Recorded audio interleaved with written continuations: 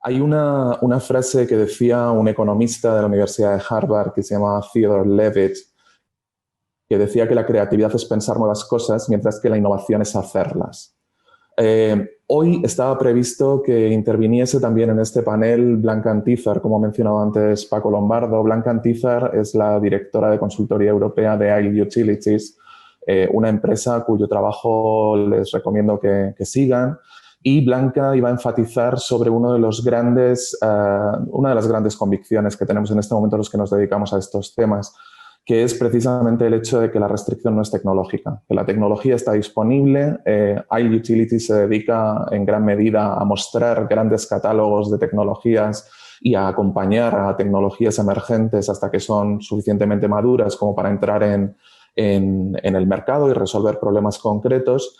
Pero a veces ponemos poco énfasis en si tenemos resueltos los temas tecnológicos, ¿dónde están los desafíos? Y creo que la presentación de Álvaro en ese sentido ha sido esclarecedora. Es decir, tenemos un gran desafío en términos de innovación de políticas públicas, un gran desafío en términos de innovación de gobernanza, un gran desafío en lo que se refiere a la gestión de la complejidad. Y quiero compartir algunas ideas en relación a estos temas con todos ustedes, en un contexto tan especial como el que han señalado Elisa y Teodoro en sus intervenciones, donde, por un lado, España y otros Estados miembros de la Unión Europea están haciendo unos esfuerzos impresionantes de planificación a largo plazo, pero donde, por otro lado, la Comisión Europea, como señalaré más adelante, ha encontrado un relato, quizá el relato necesario para la política europea, que tiene que ver, entre otras muchas cosas, con poner en el centro, en la espina dorsal de todos los compromisos financieros a largo plazo para los próximos años, precisamente el Pacto Verde Europeo. Bien, antes Teodoro se refería a la creación como resultado del ejercicio de implementación del Plan Nacional de Recuperación y Resiliencia en España. Se refería a un foro de alto nivel sobre infraestructuras y ecosistemas resilientes en el que tuve el placer de participar y en el que me quedé con una idea fundamental que compartió con nosotros la vicepresidenta cuarta del Gobierno y ministra para la Transición Ecológica y el Reto Demográfico, Teresa Rivera. Teresa Rivera apelaba a todas las personas que estaban presentes en ese foro de alto nivel y les decía, cuidado, porque vamos a recibir un estímulo financiero sin precedentes que efectivamente responde quizá al primer ejercicio de federalización de un presupuesto de la Unión Europea, pero mucho cuidado porque no nos dan dinero para hacer lo mismo de siempre.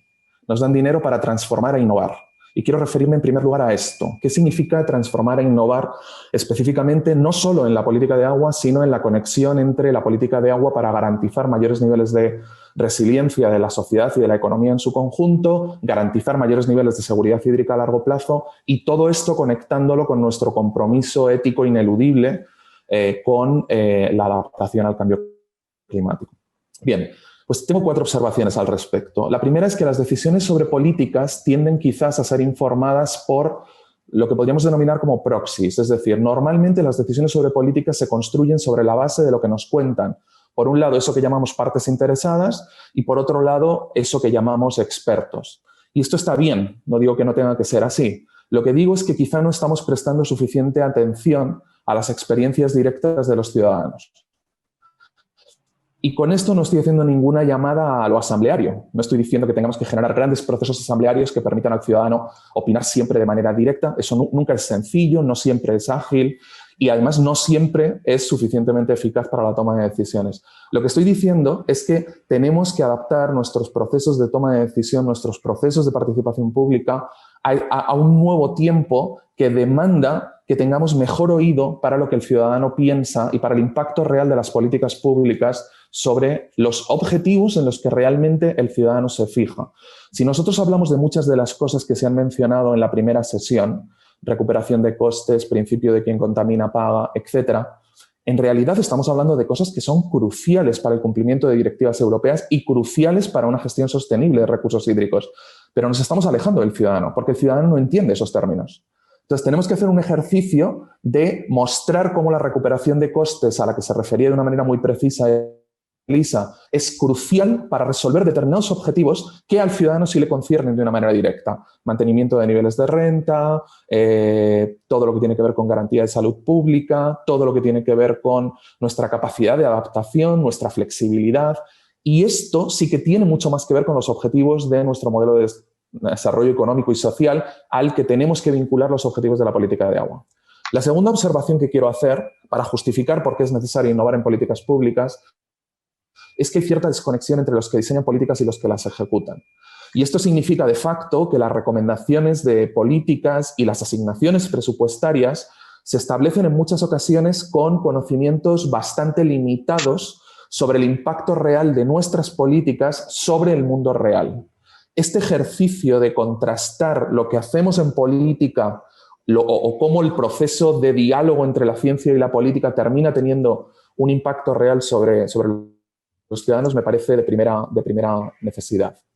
El tercer elemento que querría mencionar es el hecho de que inequívocamente existe cada vez más un deseo de comprender mejor las causas principales de los problemas. Incluso me atrevería a decir que existe incluso el deseo de aceptar la complejidad como inherente a la toma de decisiones públicas. Pero el problema para esto es que, por un lado, nos encontramos con que los profesionales de la toma de decisiones, los políticos, necesitan tiempos y recursos para ello, y por otro lado, los que nos dedicamos a la ciencia, a la producción de conocimiento, también necesitamos tiempo y recursos para ello. Si seguimos trabajando con enfoques que estén basados en la resolución de crisis, en la resolución de problemas, y no nos anticipamos a la gestión de riesgos y de oportunidades, nunca tenemos tiempo, porque siempre tenemos la crisis encima. Entonces, ¿dónde estaba ese tiempo que necesitan los políticos y que necesitamos los científicos para poder informar mejor los procesos de decisión? Ese tiempo estaba en el periodo previo a la crisis. Desaprovechamos los periodos de entreguerras, desaprovechamos los periodos entre momentos críticos y, por lo tanto, nos encontramos siempre sin tiempo y sin recursos para hacer frente a lo imprescindible. Y, por último, querría mencionar que el elefante en la habitación, digamos, es que buena parte de los problemas más complejos están dirigidos precisamente por mandatos políticos circunscritos a la rigidez del ciclo político y en realidad el éxito de las soluciones políticas, cuando lo analizamos desde la perspectiva de encontrar evidencia científica sobre qué ha ocurrido en el pasado, sobre otras políticas, bien sea en California, bien sea en el resto de la Unión Europea, bien sea en España, lo que nos encontramos es que muchas veces el éxito de determinadas soluciones está vinculado a aprovechar determinadas ventanas de oportunidad. Y creo que hay una ventana de oportunidad inequívoca que tiene que ver con lo que han mencionado antes Teodoro y Elisa. Teodoro porque se refería al enorme ejercicio, me atrevería a decir, no sé si él ha utilizado la expresión, pero casi de pedagogía que se está haciendo desde el Ministerio para la Transición Ecológica y el Reto Demográfico, al poner la mirada en el largo plazo, al ayudarnos a pensar en la necesidad de planificar, de anticiparnos, a escapar de una política de agua que solo sea de remediación de impactos y que no se anticipe a los desafíos. Pero lo mencionaba también Elisa y el propio Teodoro cuando se referían al contexto que está ocurriendo en este momento en la Unión Europea. Es decir, disponemos de un estímulo fiscal sin precedentes en torno a un relato nítido que organiza todos nuestros modelos de desarrollo económico y social en torno, entre otras muchas cosas, al cumplimiento de los objetivos del Pacto Verde Europeo. Ahora bien, algo más que querría compartir es en relación a algunas convicciones que tengo vinculadas al contexto. Por un lado, la pandemia está cambiando de manera fundamental la manera en la que las personas viven, las personas interactúan entre sí y las personas trabajan.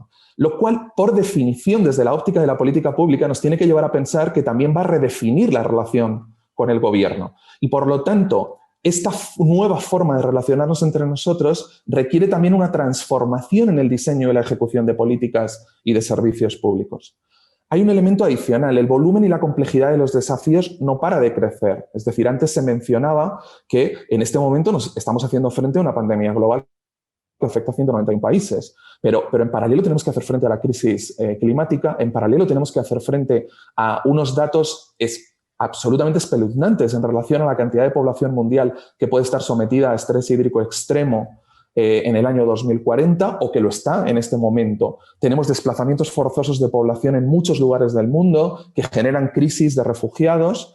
Es decir, hay una serie de elementos críticos que están confluyendo en el tiempo y que de alguna manera aumentan esta necesidad de redefinirse. Los gobiernos intentan ponerse al día como pueden, de mala manera en general, Y todo esto con la confianza de los ciudadanos y la confianza del tercer sector y de los emprendedores en un equilibrio que me atrevería a calificar, por ser generoso, como inestable.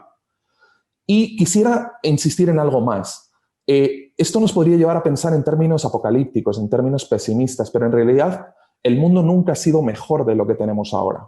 Podríamos encontrar quizás algún momento reciente que nos pueda parecer mejor, pero si lo miramos con suficiente perspectiva, sabemos que las tasas de pobreza y de hambre están en mínimos históricos, que los países están poco a poco intentando avanzar en esfuerzos de federalización, es decir, de encontrar esquemas de cooperación que nos permitan avanzar juntos en temas que son supranacionales y que no se pueden resolver desde una óptica estrictamente local.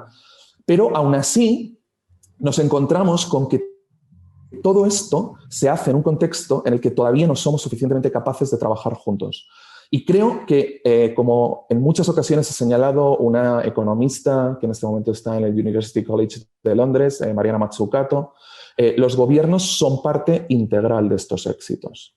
El desafío es un desafío de gobernanza. Cuando hablamos de gobernanza estamos hablando de gobiernos, pero también estamos hablando de la interacción de estos gobiernos con el sector privado y con la sociedad civil. Ahora bien, ¿por qué creo que los gobiernos son parte integral de estos éxitos? No solo por lo que siempre dice Mariana Mazzucato, que pone el ejemplo del GPS o de Internet o de las pantallas táctiles para explicar que todo eso ha sido financiado con fondos públicos, es decir, que necesitamos un papel activo del sector público en esta transformación y en esta innovación. No, es que también son importantes en ayudarnos, enfrentarnos al resultado de nuestras propias decisiones y ayudarnos a permanecer en vanguardia de la innovación, pero no solo tecnológica, sino financiera, económica, institucional y en el diseño y ejecución de políticas públicas. ¿Por qué los planes de recuperación y resiliencia que se conciben ahora como respuesta a la crisis de la COVID-19 son esenciales para transformar? Bueno, no solo por el volumen de recursos financieros que vamos a recibir. Es decir, pensemos que el Gobierno, además, el Gobierno de España quiere acelerar los proyectos durante los 3 primeros años con 72.000 de los 140.000 millones que serán disponibles, a los que hay que añadir, no nos olvidemos, 79.000 millones de euros de fondos estructurales y procedentes de la política agraria común. Y además el presupuesto previsto en la ley de presupuestos que ha estado en trámite parlamentario ya incluye 27.000 millones de euros que el Gobierno adelanta vía endeudamiento antes de que lleguen los fondos europeos. Es decir, estamos hablando, si seguimos las palabras del presidente del Gobierno, estamos hablando de elevar el crecimiento potencial por encima del 2%, quizá añadir 2 puntos, 2,5 puntos de Producto Interior Bruto, que esto nos recordará mucho a lo que ocurrió en su momento con los fondos de cohesión y los fondos estructurales, que tuvieron un papel central. Ahora la novedad es que el 37% de esos fondos irán a inversiones que podríamos denominar verdes o sostenibles y el 33% irán a proyectos de transición digital.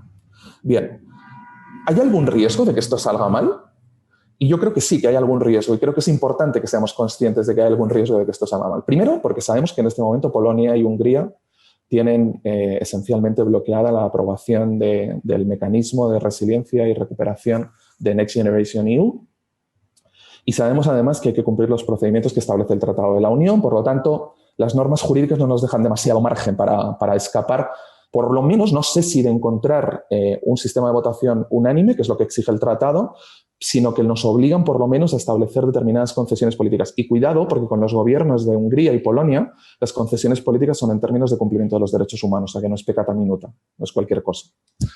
Por otro lado, me parece importante reflexionar sobre el hecho de que en democracia la tentación colectiva proviene siempre de generar, de responder a presiones de la mayoría para redistribuir los recursos en el corto plazo. Esa tendencia al cortoplacismo está muy acentuada por el populismo.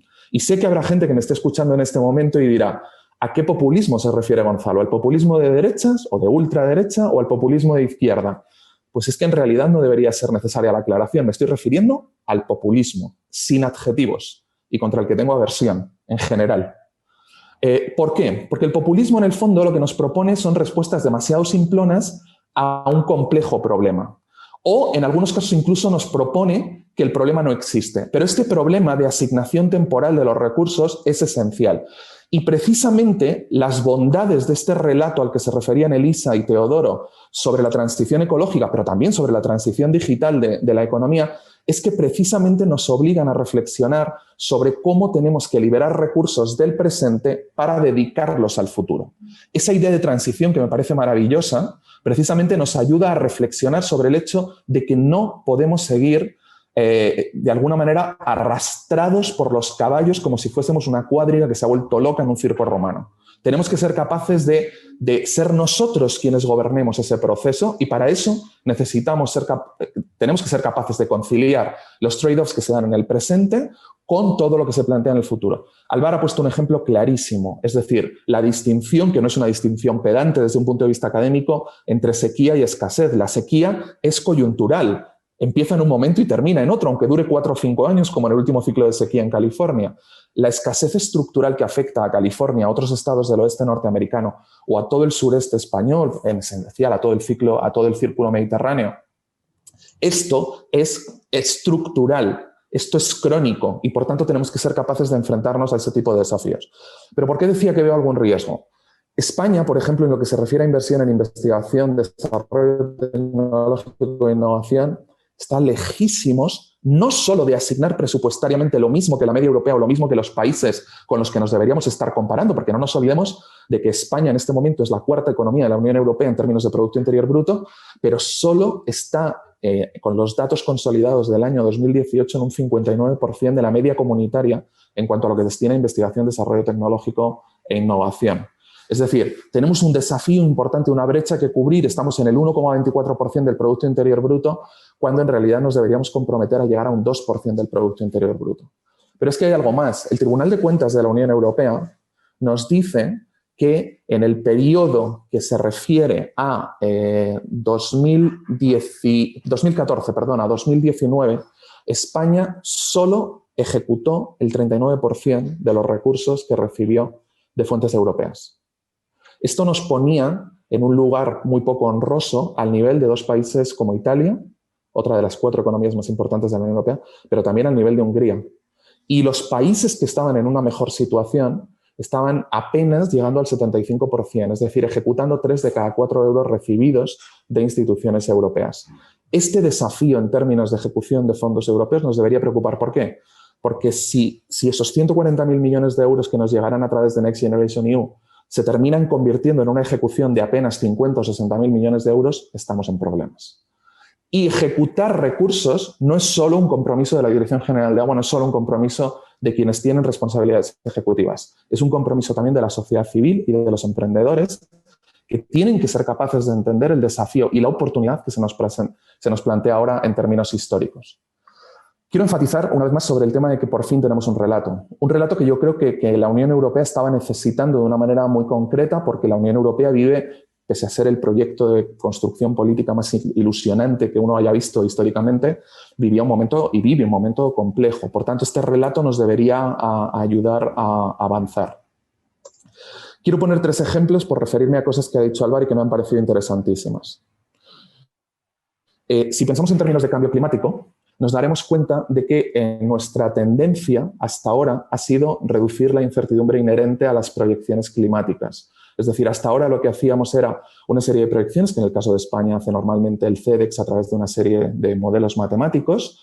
Esa información se pone al servicio de los planificadores en las cuencas, en las autoridades de cuenca, en las confederaciones hidrográficas, y las confederaciones hidrográficas a veces tomaban los resultados de 12 o 13 modelos matemáticos y de una manera quizá un poco reduccionista, lo que hacían era incorporar una reducción lineal en cabecera de las aportaciones en los próximos años.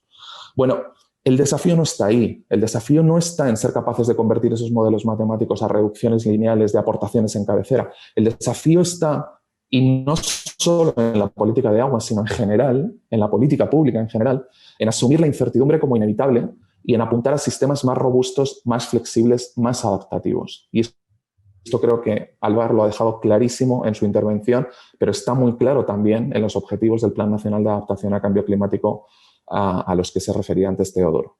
Si pensamos en términos de la política agraria común a la que también se refería Teodoro, por supuesto que la política agraria común tiene que garantizar la renta de los agricultores, esto es esencial, y por supuesto que tiene que aumentar la competitividad del sector agroalimentario y reequilibrar el poder en la cadena alimenticia eliminando intermediarios, pero también dice la PAC que tenemos que ser capaces de comprometernos con medidas climáticas, con garantizar la calidad ambiental, con preservar paisajes y diversidad biológica, con apoyar el cambio generacional, con promover áreas rurales para enfrentar el reto demográfico que sean vibrantes. Es decir, hay muchos desafíos que no son desafíos en sentido estricto de una política agraria común ortodoxa, convencional, sino que tienen más que ver precisamente con este desafío al que me refiero desde el principio de mi intervención, que es cómo conectamos los desafíos en términos de seguridad hídrica y de adaptación al cambio climático a los objetivos superiores en términos de desarrollo económico y social de la economía. Y termino con una pequeña anécdota. Más allá de la broma, quédense con la idea que quiero expresar, que es la siguiente. De los enunciados falsos es posible deducir cualquier cosa. Y me apoyo en una anécdota de Bertrand Russell.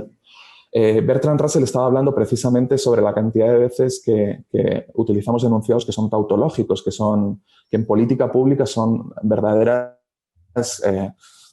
enunciados vacíos. Y alguien que le escuchaba le interrumpió con la siguiente pregunta y le dijo: señor Russell, ¿quiere usted decir que si sumamos 2 más 2 es igual a 5, entonces usted es el Papa? Y Russell, en lugar de sorprenderse de que la suma estuviese mal hecha, contestó de manera afirmativa y de alguna manera lo que hizo fue demostrar esa afirmación. Y él dijo lo siguiente: si suponemos que 2 más 2 son 5, entonces estarán de acuerdo en que si restamos 2 a cada lado de esa igualdad, entonces tenemos que 2 es igual a 3. Si invertimos la igualdad y le restamos 1 a cada lado, entonces quiere decir que 2 es igual a 1. Y decía Bertrand Russell: como el Papa y yo somos 2 personas y 2 es igual a 1, entonces el Papa y yo somos 1, luego yo soy el Papa. ¿Sí? Bien, con esta demostración en la que Bertrand Russell intentaba mostrar cómo a partir de un enunciado falso se puede deducir cualquier cosa, quiero terminar con 3 observaciones. La primera: en política de agua, en política pública en general, es imposible hacer juicios lógicos si se desconoce de lo que se habla. Estamos permanentemente haciendo afirmaciones míticas en la política de agua. Y no en este caso no me refiero en ningún sentido, porque la sensatez de Teodoro Estrella está aprobada, no me refiero a la Dirección General de Agua, me refiero en general a los propios usuarios de agua cuando hacemos afirmaciones sobre la política de agua. Por tanto, debemos avanzar en generar decisiones políticas que cada vez más estén sostenidas sobre evidencia científica. Segundo, observarán conmigo que hay debates feroces sobre asuntos absurdos. No es solo ya que los decisores hablen solo de ellos mismos, sino que además se enredan en debates que son absurdos sobre debates que no lo son menos. Y por último, me parece fundamental el tema de la comunicación social de la ciencia. Creo que vivimos un momento en el que, si se han dado cuenta, hay un momento de mucho tacticismo, mucha presencia de táctica, mucha ausencia de estrategia, y donde lo que hacemos es poner mucho énfasis en la política de comunicación y muy poco énfasis en lo que me parece que es verdaderamente importante y a lo que modestamente el Foro de la Economía del Agua intenta contribuir, que es a la comunicación de la política. Gracias.